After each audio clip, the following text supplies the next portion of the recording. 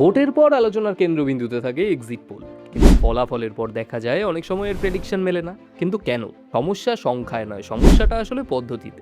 আমাদের exit pole সাধারণত খুব দ্রুত কিছু নির্দিষ্ট প্রশ্ন করে ফল আন্দাজ করার চেষ্টা করে, কিন্তু ভোট শুধুমাত্র সংখ্যা বা তথ্যের বিষয় নয়, সমাজ, সংস্কৃতি আর মানুষের সম্পর্কের গভীর একটা প্রক্রিয়া। আর এখানেই হয় প্রথম ভুলটা।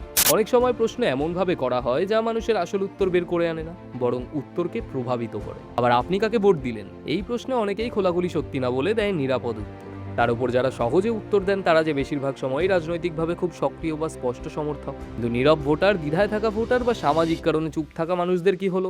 ফলে পুরো ছবিটাই অসম্পূর্ণ থেকে যায়। রাজনীতি শুধু মতাদর্শের বিষয় নয়, এর সঙ্গে জড়িয়ে থাকে পারস্পরিক সম্পর্ক, সামাজিক প্রভাব আর স্থানীয় বাস্তবতা।